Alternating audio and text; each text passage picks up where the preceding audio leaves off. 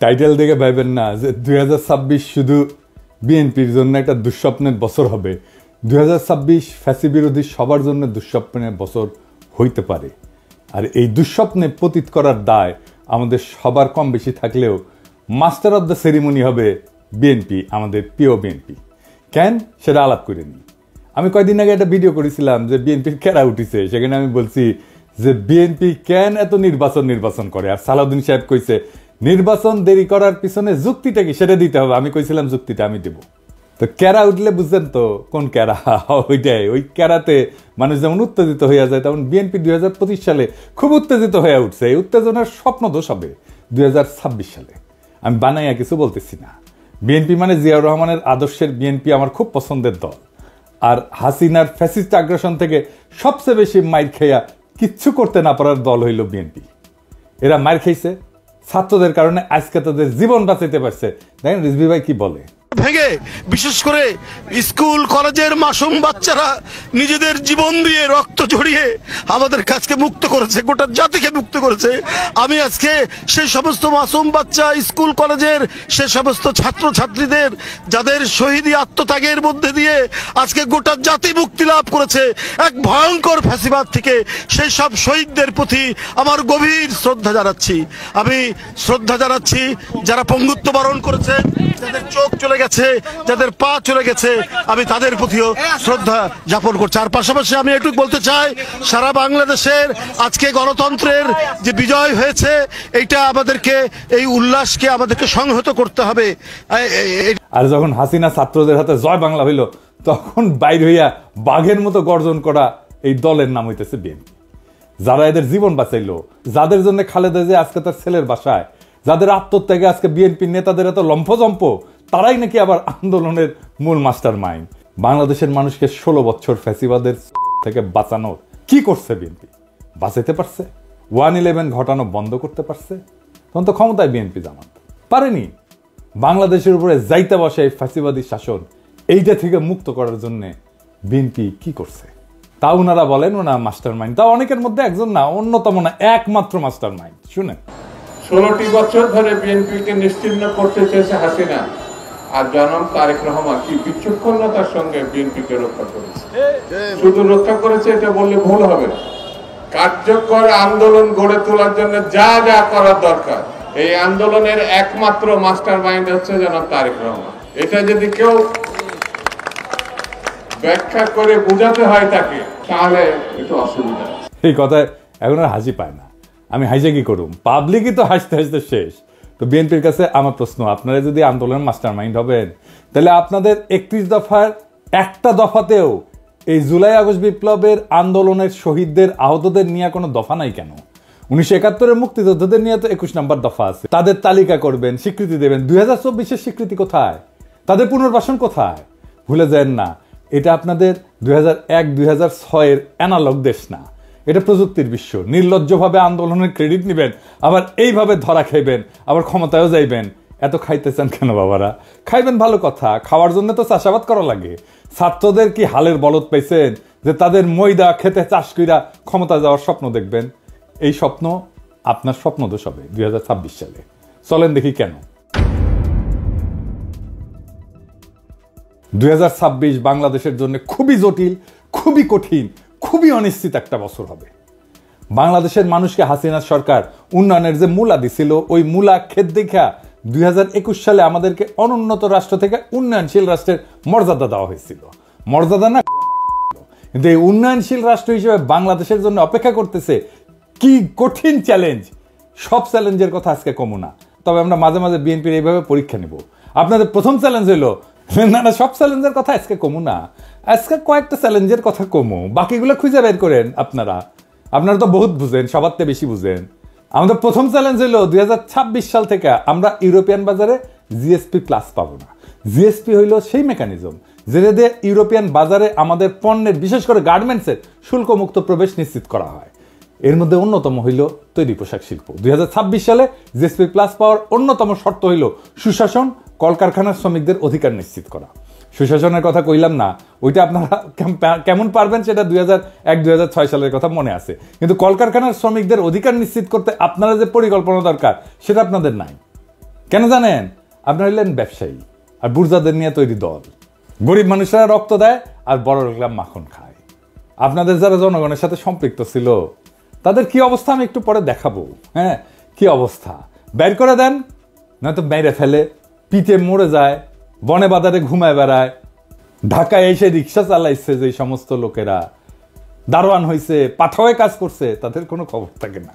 সবাই আইসা তখন টেকার লোভে জড়া হয় আশেপাশে, অর্থলোভী এলিট। আর এই রাসেলের মতো লোকেরা আপনাদের দলে ফিরতেছে, নতুন এসালম হয়ে উঠতেছে। আপনাদের এক্সাম্পল দিই, আপনাদের তৃণমূলের নেতাকর্মীদের কি অবস্থা, আপনাদের যুব দলের নেতারে আর্মি পিটায় মেরা ফেলাইলো, দেখছেন বাচ্চাগুলোর কি অবস্থা? অথই পাথারে পড়ছে এই পরিবারটা। ভাই, এই দলের রাজনীতি করেন, এই দলের হয়ে আমার পেজে ঝাঁপায় পড়েন জিজ্ঞাসা নিয়ে, এই পরিবারের খোঁজ দিয়ে আমাকে জানান, এই পরিবারের সব দায়িত্ব আমি নেব। জি না, আমার টাকা নাই, আমি বড় লোক কেউ না, আমার বাপের জমিদারি ছিল না, ভিক্ষা করবো সবার কাছে।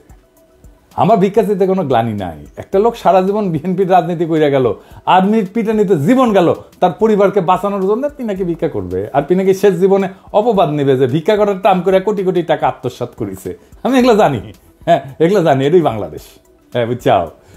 যাই হোক, আমার খোঁজ দিয়েন, এই পরিবারের দেখভাল করার দায়িত্ব যেন আমাকে দেন খোদা তাআলা, এই তৌফিক যেন দেন, ওনার পরিচয়টা দিয়েন, আমার সাথে যোগাযোগ করাই দিন। এই বিএনপিতে অলিগার্ক ভিড়তেছে না, এদের টাকা কামানোর একমাত্র উপায় হইল শ্রমজীবী মানুষের শোষণ। এরা তো শ্রমিকদের বেতন দিবে না, কলকারখানায় উন্নত কাজের পরিবেশ তৈরি করবে না, কারণ এইগুলা করলে তো টাকা কামাবে কেমনে। তাই আমরা বিএনপির ক্ষমতায় আসলে জিএসপি প্লাস পাবো না, লিখে রাখেন। আর আমরা ইউরোপিয়ান বাজারে আমাদের যে অ্যাডভান্টেজ ছিল, পণ্যের যে অ্যাডভান্টেজ ছিল, আমরা যে দাম দিতে পারতাম সেটা আমরা দিতে পারবো না, সেটা হারাবো, লিখে রাখেন। আর একটা চ্যালেঞ্জ হইল 2026 সাল থেকে আমাদের উপর আন্তর্জাতিক কপিরাইট আইনের প্রয়োগ শুরু হবে। এর মানে কি জানেন? সবকিছুরই কপিরাইট আছে, বুঝছাও, সব কিছুর। ওই কপিরাইটে ফ্রি দিতে হয়।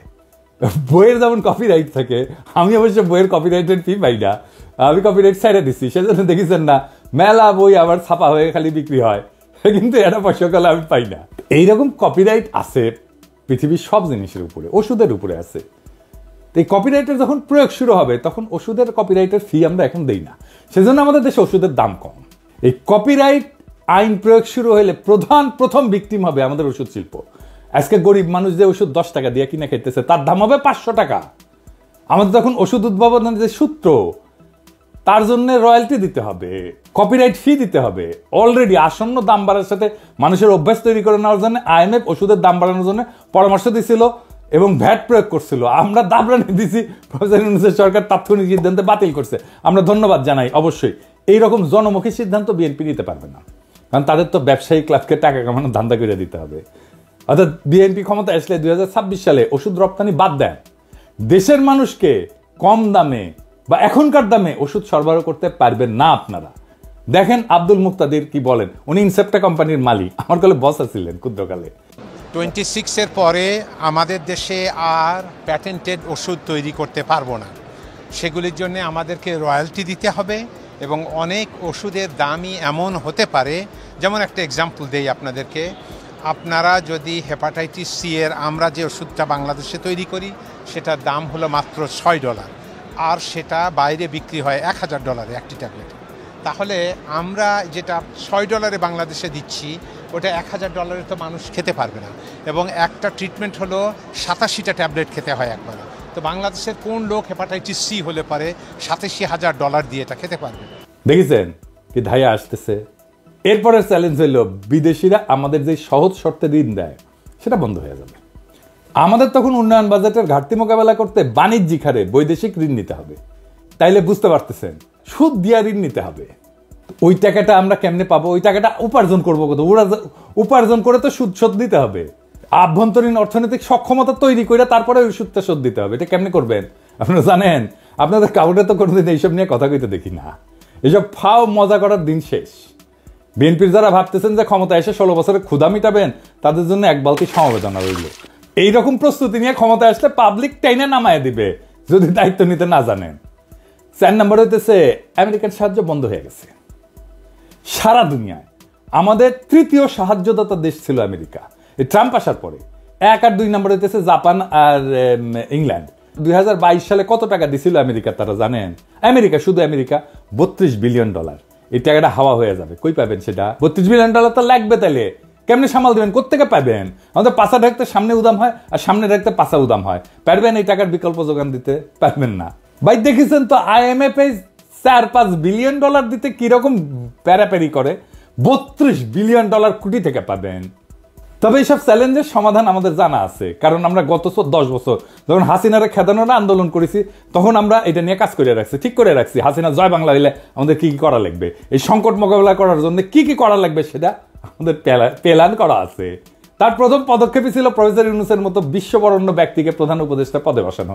আলহামদুলিল্লাহ আমরা এটা পারছি, উনি রাজি হয়েছেন। তিনি এমন একজন মানুষ যার আন্তর্জাতিক খ্যাতির কথা বিবেচনা করে বিশ্ব নেতারা আমাদের অভূতপূর্ব সুযোগ দেবেন এবং দিতেছেন।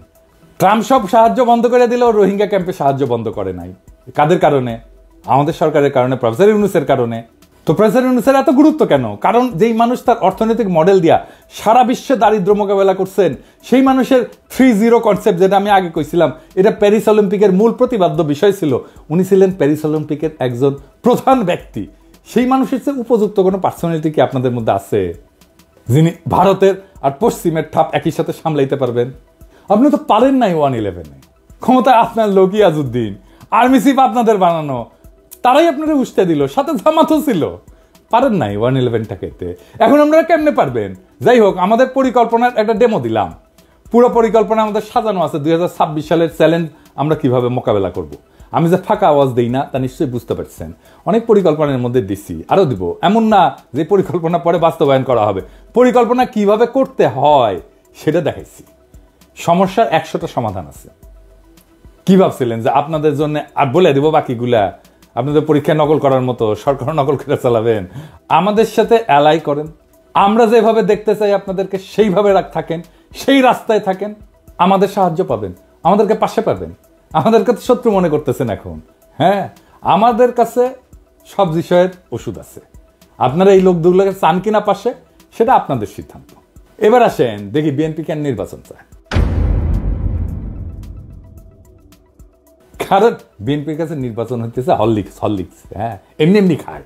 হ্যাঁ, ওই যে দেখেন, আমার ভাই টাকায় 16 আনাই উসুল, আমি তো এমনি খাই হরলিক্স। বিএনপির নির্বাচন এমনি চায়, মানে বুঝে না কেন চায়। আসল কথা হইলো, বিএনপিকে নির্বাচনের জন্য চিল্লাইতে বুদ্ধি দিচ্ছে তাদের নয়া বন্ধু ভারত।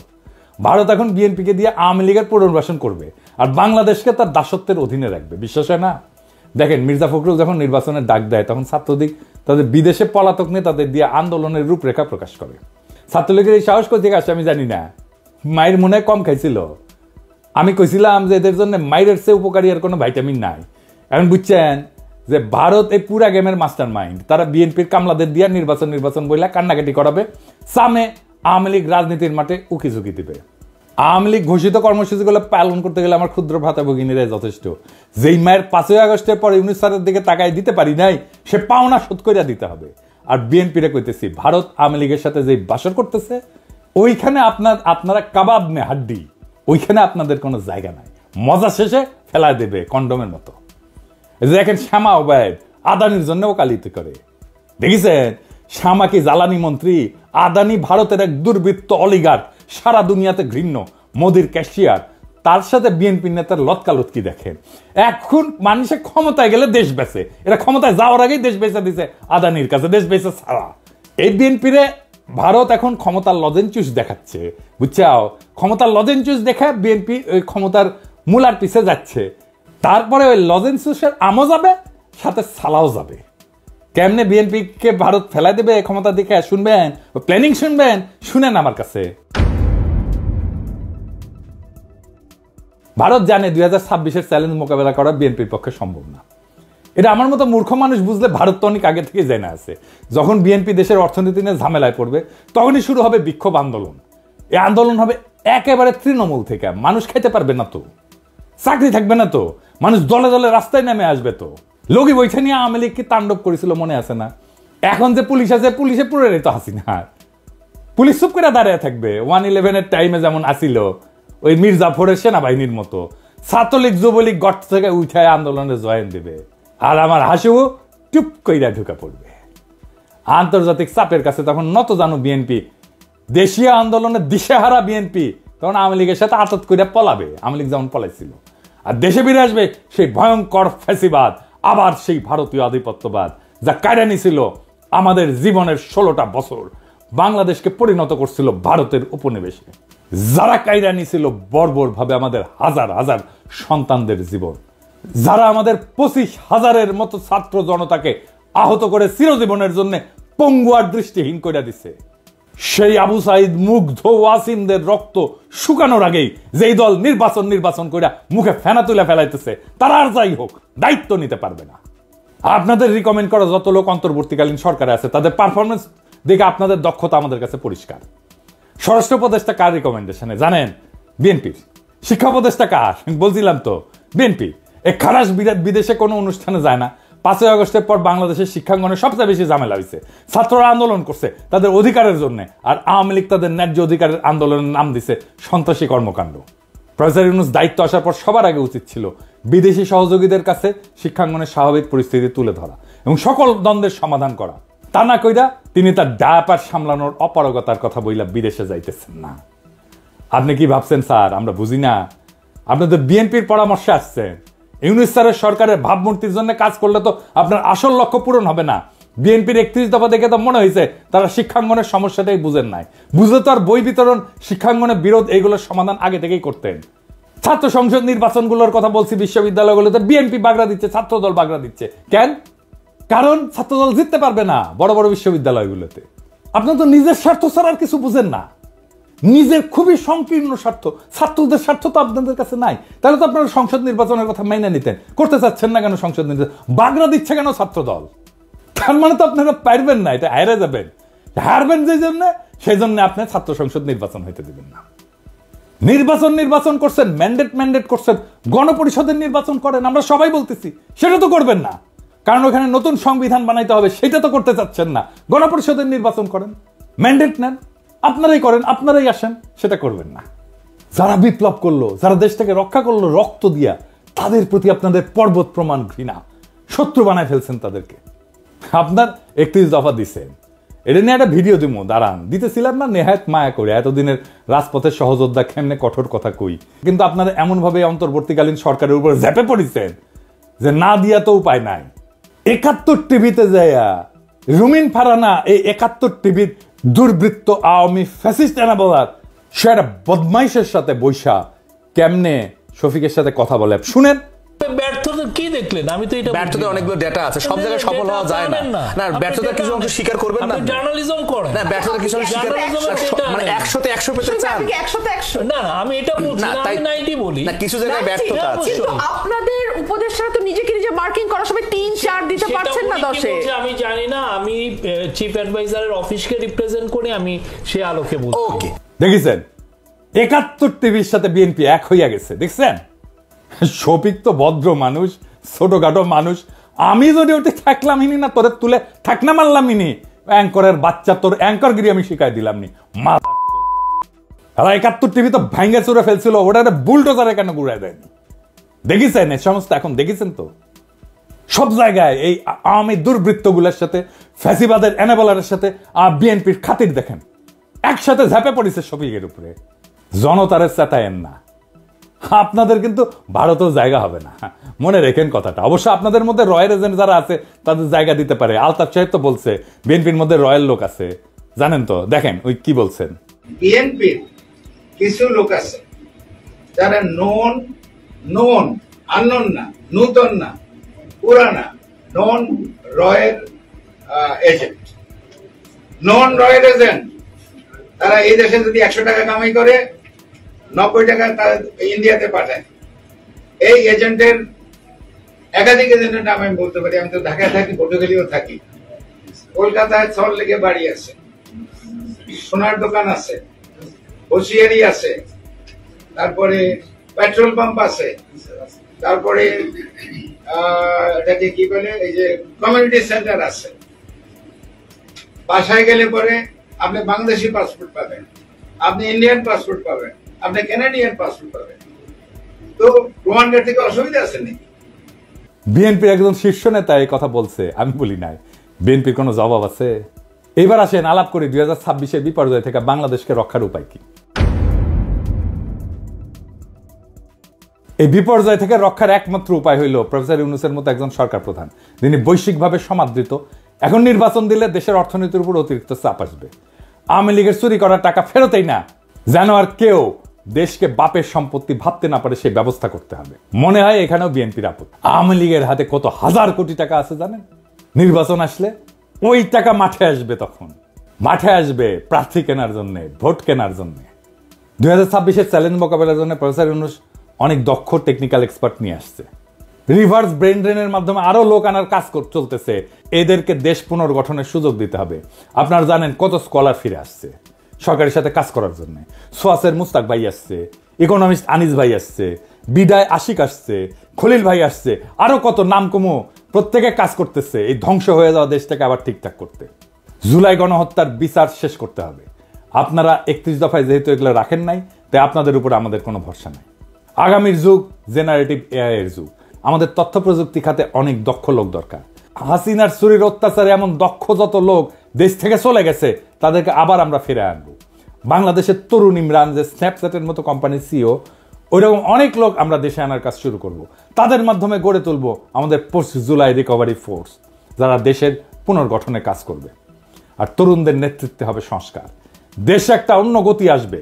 সাধারণ মানুষ থেকে শুরু কইরা বিনিয়োগকারী পর্যন্ত সবাই প্রফেসর ইউনূসের উপর আস্থা রাখে, এবং তখন সেই আস্থা আরো দ্বিগুণ হবে। প্রফেসর ইউনূস নিজেই একটা বিশাল ব্র্যান্ড। আমরা ওনারে মুক্তে পাইছি, ওনার কাছ থেকে আমাদের সবটা নিতে হবে। উনি যা দিতে পারেন। আমরা অনেকদিন পরে এমন একজন রাষ্ট্রপ্রধান পাইছি যারা নিয়ে আমরা গর্ব করতে পারি। ওনার নেতৃত্বে আমরা দেশের হারানো অর্থনৈতিক সক্ষমতা ফিরে না আসা পর্যন্ত উনারে হারাইতে চাই না। ওনার সরকারের অনেক দুর্বলতা আছে, কিন্তু প্রফেসর ইউনূস একাই 100। ওনারে শান্তি মতো কাজ করতে দেন, আমরা আগায় যাব দুর্বার গতিতে।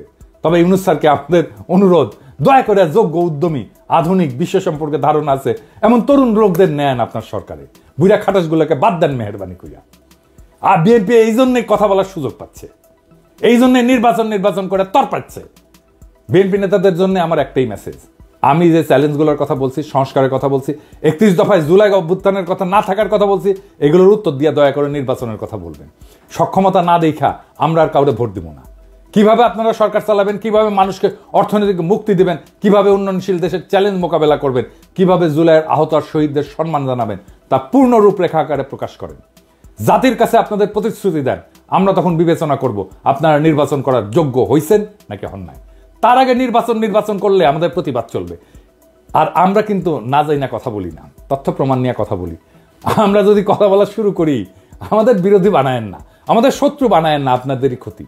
জনগণ আর মার্কা দেখা ভোট দেবে না, মানুষকে বলদ ভাইবেন না। জনগণ ভোট দেবে যোগ্য এবং দক্ষ প্রার্থীকে। ভোটের আগের হিসাব আর চলবে না, টাকা দিয়া ভোট কেনা যাবে না। আপনাকে আপনার দলের অবস্থা একটু বলি, হ্যাঁ, কিছু মনে করেন না, পার্সোনালি নিয়েন না, কারণ এগুলো কেউ বলবে না, এই বান্দাই বলবে একমাত্র। আপনাদেরকে আমি আমার বগুড়ার আপনাদের দলের একটা চিত্র দিই। আমি এইভাবে এই লেভেলে যাই না, কিন্তু বগুড়া তো আমার জন্মভূমি, আমার নারী পোতা আছে। আর বগুড়া হইতেছে সেই বগুড়া যেই বগুড়া বিএনপির পুণ্যভূমি, জিয়াউর রহমানের জন্মস্থান। তো বগুড়া তো বিএনপির জন্য পুণ্যভূমি হওয়ার কথা, তাই না? এখানে মডেল বিএনপি থাকবে, এখানে বিএনপির জেলা কমিটি হবে একটা মডেল কমিটি, যা সারা বাংলাদেশের মানুষ দেখবে আর বলবে ওয়াও কি চমৎকার কমিটি, কি সুন্দর কমিটি।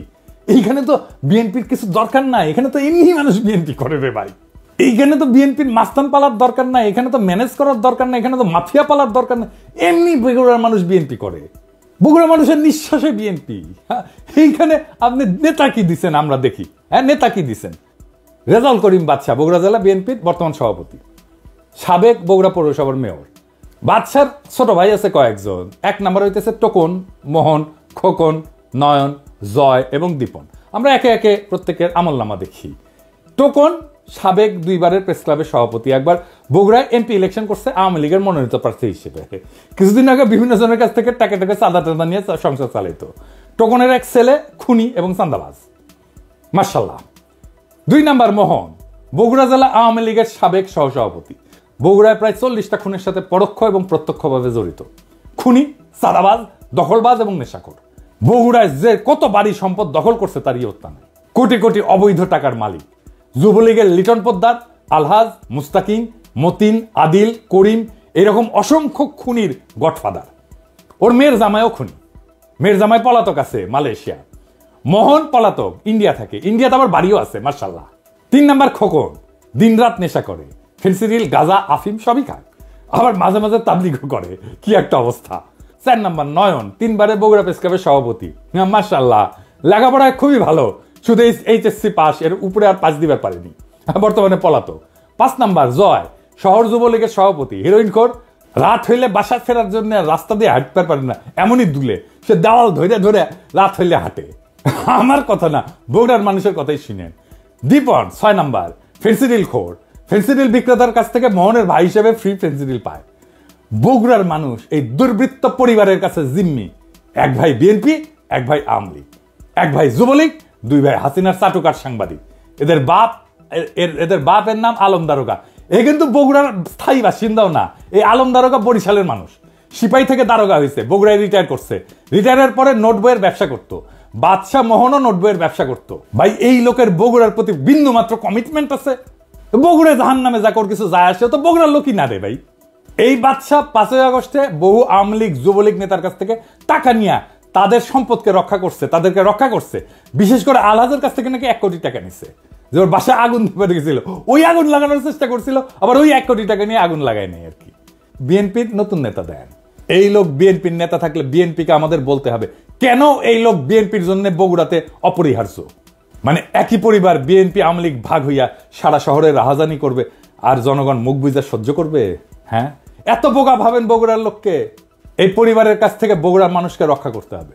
জানি না বিএনপির কাছে এই দুর্বৃত্ত পরিবার কেন এত পছন্দের। এই লোক বগুড়ার নেতৃত্ব দেবে, এর নেতৃত্ব বগুড়ার মানুষকে মাইনা নিতে হবে। এত তুচ্ছ ভাবেন বগুড়ার মানুষকে? যেই মাটিতে জিয়া জন্ম নেয় সেই মাটিতে এই দুর্বৃত্ত পরিবারের হাতে জিয়ার আদর্শ বয়ে নেওয়ার ভার কেমনে দেন ভাই? আর মানুষ পান নাই নাকি? এর সাথে ভালো মানুষ নাই আপনাদের বিএনপিতে? আমরা একটা শুদ্ধ বাংলাদেশ চাইছিলাম, তার জন্য আমাদের সন্তানেরা অকাতরে জীবন দিছিল, একই পাক চক্রে ঘুরপাক খাওয়ার জন্য তারা জীবন দেয় নাই। আমরা চাই বিএনপি নতুন সময়ের দিশা দিক, মানুষের এই বিপ্লবী আকাঙ্ক্ষাকে ধারণ করুক। আমরা একটা নতুন বাংলাদেশ চাই। আপনাদের দল পরিশুদ্ধ করেন, দেশের অর্থনীতি গতিশীল করে সব চ্যালেঞ্জ মোকাবেলা করে প্রফেসর ইউনূস যথাসময়ে নির্বাচন দিবেন। এইটা মেহেরবানি করে ওনার উপরে ছাইরা দেন, ওনার বিবেচনার উপরে। আমরা দেশবাসী ওনার উপরে আস্থা রাখছি, আপনারাও রাখেন। দেশবাসীর মুখোমুখি দাঁড়ায়েন না মেহেরবানি কইরা। আপনারা আমাদের সহযোদ্ধা, আমরা ছাত্রদের নেতা মানছিলাম, এবার আপনারাই আমাদের নেতা হইয়া ওঠেন, নেতার মতো আচরণ করেন। নেতাদের আকাশের মতো উদার হইতে হয়। নেতা সেই যে নিজে কাঁদে অন্যকে কাঁদায় না, নেতা সেই যে কোনো কিছুর আকাঙ্ক্ষা করে না, নেতা সেই যে জনগণের সব কষ্টকে সব দুঃখকে নিজে আপন কইরা নিতে পারে, নেতা সেই যে সবচেয়ে দুর্বল মানুষের আশ্রয় হয়ে উঠতে পারে। নিজেকে প্রশ্ন করেন সেই জায়গায় আসছেন কিনা, না আসতে পারলে অপেক্ষা করেন। ইনকিলাব জিন্দাবাদ।